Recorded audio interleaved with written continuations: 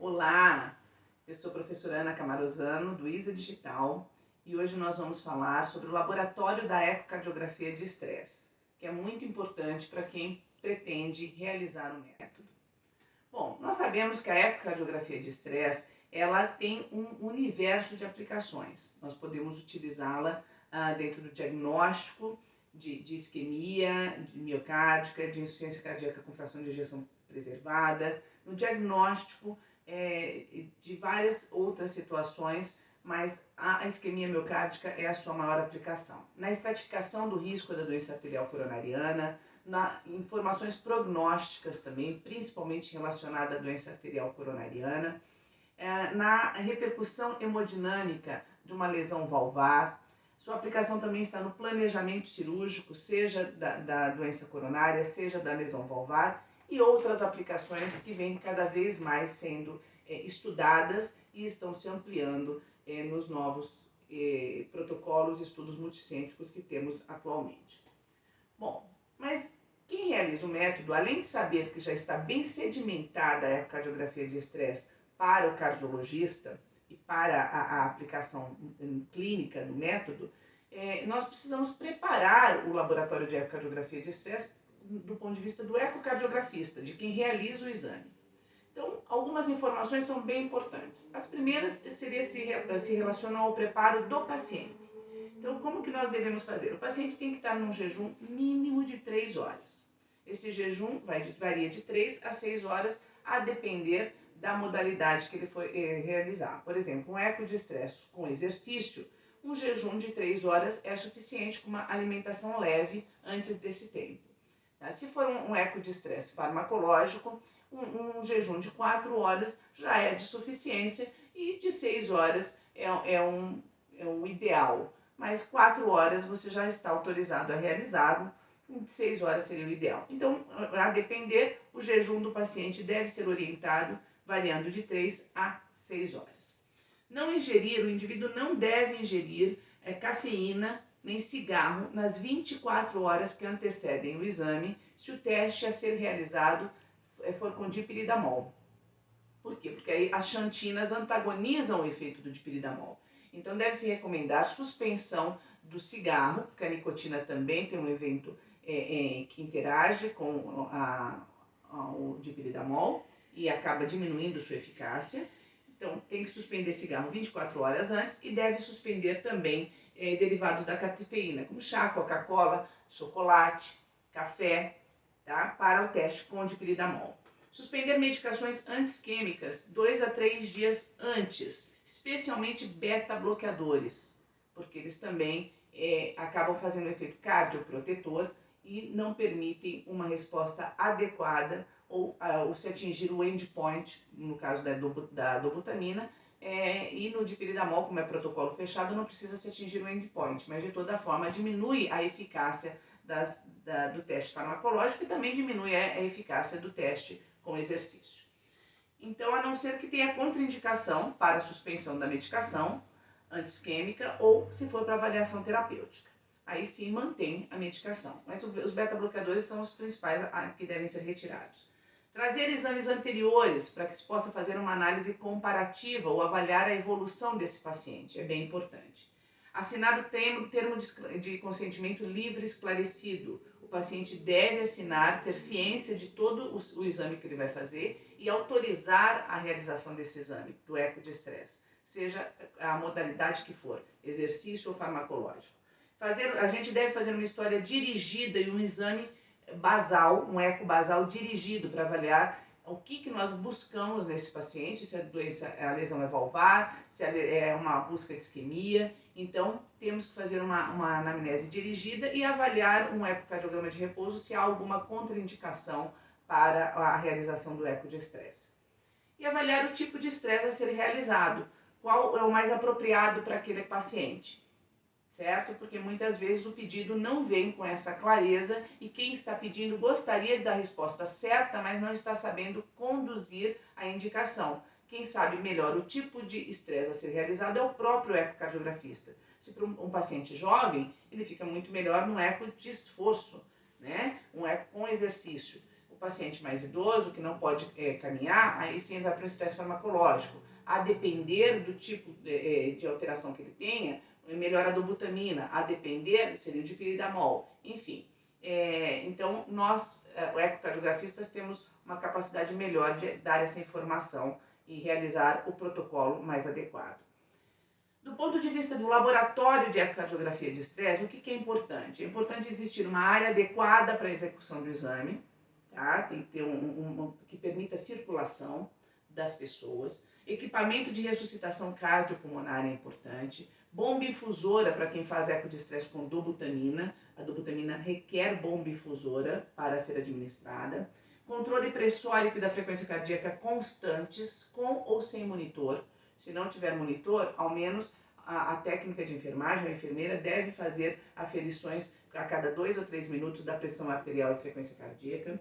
Deve-se manter o eletrocardiograma contínuo e com o traçado adequado no aparelho de ecocardiografia, porque a captura da sístole ou do ciclo cardíaco, ela é trigada, ela é feita pelo eletrocardiograma, pelo QRS. Então é importante que se tenha um bom traçado do eletrocardiograma na máquina de ecocardiografia para que você tenha uma imagem adequada a ser analisada na ecocardiografia de estresse. E é prudente sempre ter as seguintes medicações para quem faz eco de estresse farmacológico, principalmente: o metoprolol ou esmolol, a amiodarona, a adenosina, caso tenha alguma arritmia durante o procedimento, nitroglicerina ou isordil, caso o paciente sinta dor e ela não reverta com antídoto específico para aquele protocolo.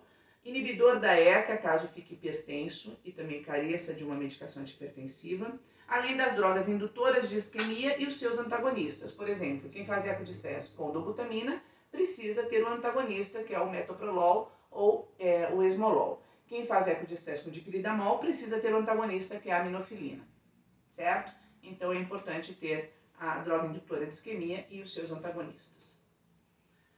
Bom, além disso, no laboratório de ecoestresse, o aparelho que você possui tem que ter a imagem harmônica e quad-screen, porque isso que deu a grande reprodutibilidade e acurácia, validando a ecocardiografia de estresse no mercado mundial, tá? Porque permite imagens comparativas em vários estágios do teste, a mesma imagem, a mesma janela, se estamos num corte parasternal ou transverso, enfim. Eu comparo as mesmas imagens e a harmônica permite uma definição de borda endocárdica muito mais precisa para análise segmentar. E eu preciso, na análise segmentar, ter uma borda endocárdica bem visualizada, avaliando espessura e espessamento endocárdico. Além disso, o pessoal de apoio deve ser treinado, você deve ter uma enfermeira ou uma técnica de enfermagem que seja preparada e envolvida no laboratório de eco de estresse. Ela não pode sair da sala durante o procedimento e deve ser preparada para aquilo. Caso contrário, tanto na punção do acesso venoso quanto na execução do exame, vai se perder muito tempo. Tá?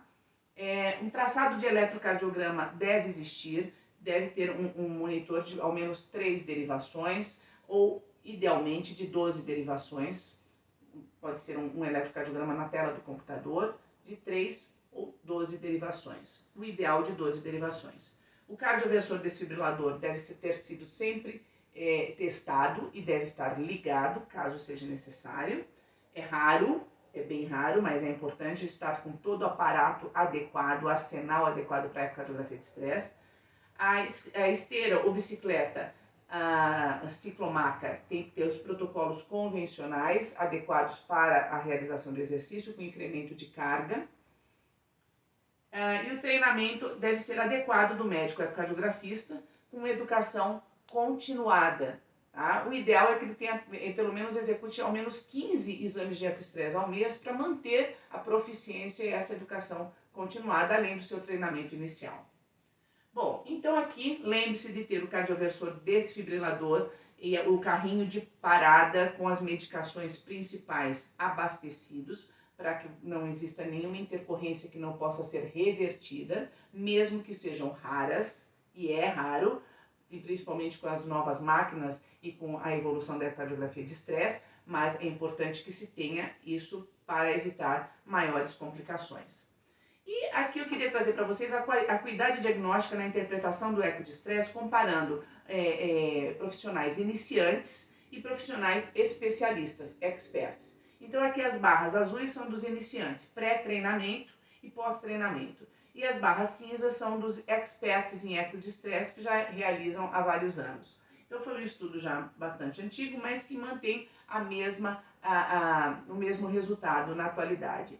Ou seja, pré-treinamento, os iniciantes, eles têm uma capacidade diagnóstica muito menor do que os experts. Mas após um nível de treinamento adequado, com um quantitativo suficiente, de pelo menos 100 ecos de estresse, realizados e interpretados pelos iniciantes, e mantendo a sua proficiência mensal, né, eles acabam tendo no pós-treinamento um nível equiparado aos especialistas em termos de acuidade diagnóstica, de capacidade diagnóstica.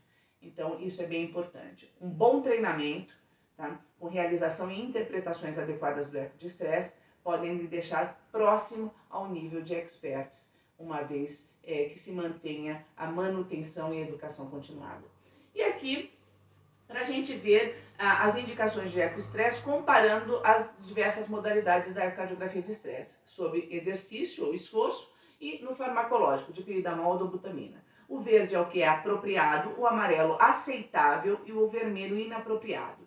Então nós temos no paciente que não tem possibilidade de se realizar exercício, ele tem que fazer eco de estresse farmacológico, de piridamol ou dobutamina. Estes são os apropriados. O paciente que tem hipertensão arterial grave, importante, tá? Ou que já chega mais hipertenso, além dos níveis desejados, o ideal é que ele faça dipiridamol. Para o exercício e para a dobutamina já não é apropriado. Se paciente que tem asma, broncoespasmo, doença pulmonar obstrutiva crônica, aí o dipiridamol não é apropriado. O que é apropriado é a dobutamina e o exercício fica aceitável. Pacientes que têm arritmias um pouco mais complexas, tá? Nesse caso, arritmias complexas, a dobutamina não é indicada, o exercício fica ali duvidoso, tá? Aceitável, porém duvidoso, o mais indicado é o dipiridamol. Pacientes que não têm uma boa janela acústica, né? Uma boa resolução da imagem a ultrassom, aí nenhum dos métodos ficam apropriados. Ele deve ir para outra modalidade de imagem que não o eco de estresse. Tá? Nenhum dos protocolos se tornam desejáveis. Paciente com bloqueio atrioventricular de segundo grau. Esse não deve receber administração de dipiridamol. Aí o ideal é ele fazer eco de esforço, tá? Ou eco com dobutamina. E BAV de primeiro grau deve-se ter cautela também quando administra o dipiridamol. Na avaliação terapêutica, se é para avaliação terapêutica, ele pode fazer qualquer um dos protocolos de eco de estresse, físico ou farmacológico, com dipiridamol ou dobutamina, se ele não tiver outros complicadores. Na presença de bloqueio do ramo esquerdo, o ideal no bloqueio do ramo esquerdo é o dipiridamol. A dobutamina é aceitável que seja feito, mas vai depender muito do grau de assincronismo septal que esse paciente pode fazer no que aumenta a frequência cardíaca. Porque se aumentar muito o assincronismo septal, ele vai comprometer a análise de isquemia no território da artéria descendente anterior. E por isso que o exercício, que aumenta muito a frequência cardíaca, acaba sendo menos apropriado ou inapropriado para pacientes que têm bloqueio do ramo esquerdo. O marca-passo. No marca-passo também, o mais apropriado a ser feito é o eco de estresse com dipiridamol, onde o eco de esforço e a dobutamina eles já não são apropriados, especialmente em marca-passo com frequência fixa, porque não vai se chegar a nenhum endpoint. No caso de fibrilação atrial, a fibrilação atrial, o ideal também é o dipiridamol, mas é aceitável se fazer eco de estresse com dobutamina ou com exercício na vigência de fibrilação atrial. Cuidado especial deve-se ter com a administração de atropina associada no protocolo de dobutamina no paciente com fibrilação atrial, porque aumenta muito a frequência cardíaca e pode ter repercussão hemodinâmica. E na análise de viabilidade miocárdica, o protocolo de dobutamina com baixa dose, até 20 microgramas quilo minuto, é o que foi mais reprodutível e com maior número de publicações, então, portanto, é o mais apropriado na análise de viabilidade miocárdica, não estando apropriado o eco de estresse com exercício nem de dipiridamol para esta função. E como manusear a isquemia miocárdica ao eco estresse? Isso é bem importante. De acordo com cada protocolo, o exercício e a dobutamina tem os seus endpoints e o dipiridamol é um protocolo fechado. Porém, tendo confirmado a nova alteração segmentar ao ecoestresse, geralmente acometendo 2 segmentos miocárdicos ou mais, no primeiro você já tem que ficar bem alerta. Confirmou o segundo, ou se tem mais segmentos comprometidos, este já é o motivo principal da interrupção do teste, independente do protocolo e de frequência cardíaca atingida.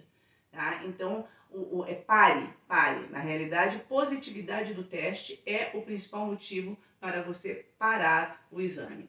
Deve-se suspender a medicação ou parar a bomba infusora, que se for no caso da dobutamina, tá? À medida que você viu que confirma que o teste é positivo. Deve-se iniciar beta-bloqueador se o protocolo for com dobutamina ou aminofilina se o protocolo for com dipiridamol. Se necessário, associar nitrato sublingual ou venoso. Manter acesso venoso e manter o paciente em observação e monitorização até que os dados do ecocardiograma, da pressão arterial e frequência cardíaca, bem como a contratilidade segmentar, voltem para o padrão de normalidade e, se o paciente tiver dor, até a dor cessar. Deve-se avaliar o eletrocardiograma também, concomitantemente, e, se necessário, internar o paciente na unidade coronariana ou numa UTI, ou transferir o paciente para um hospital, caso a alteração contrátil permaneça e aí tenha culminado com infarto, que também é bem raro. Se foi identificada a alteração rapidamente, foram revertidas, foram feitos os protocolos de reversibilidade. Então, é isso que eu gostaria de falar para vocês. Muito obrigada.